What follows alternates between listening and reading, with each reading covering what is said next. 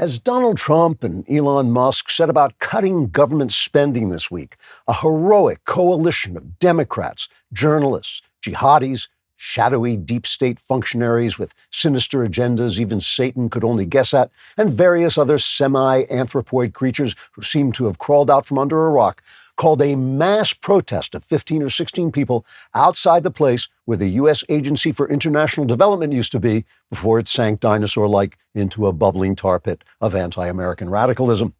Senator Chris Murphy, a Democrat from under a rock in Connecticut, told the gathering wastrels, quote,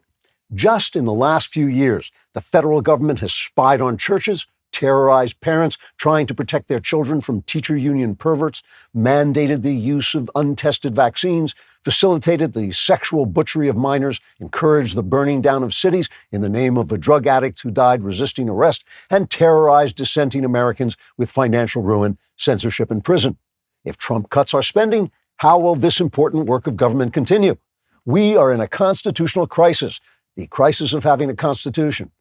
Or wait, maybe that isn't the same thing, unquote. Senate Minority Leader Chuck Schumer was also on hand and said, quote, "Trump's illegal attempt to enforce our laws at the border threatens the efforts of Mexican drug cartels to colonize our southern states. That means when you watch the Super Bowl, you won't be able to afford crappy Mexican beer with guacamole, but will be forced to settle for a Sam Adams with Fritos dipped in onion soup and sour cream, which I have to admit tastes absolutely amazing," unquote.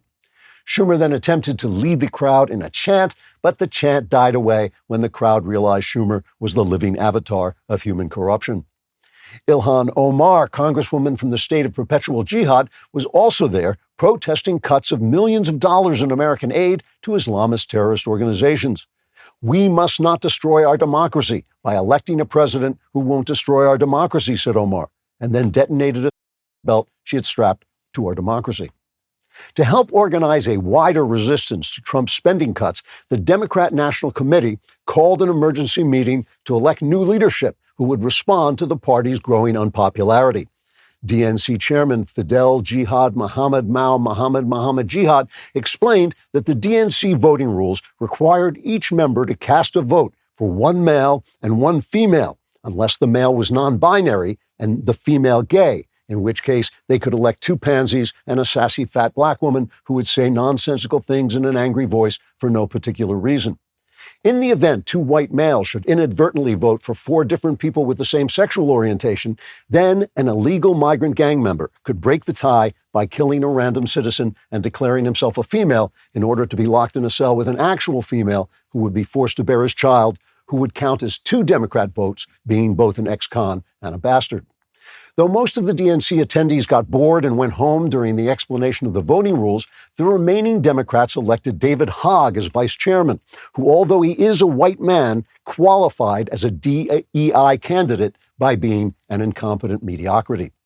Unfortunately for Democrats, by the time the DNC vote was over, Donald Trump had conquered Greenland, built a resort in Gaza, and taken back the Panama Canal, while Elon Musk invented a rocket shaped like a gigantic middle finger that could fly through the center of Beijing and particleize Russian soldiers in Ukraine before landing on Mars, where it would release robots who would build a Tesla factory.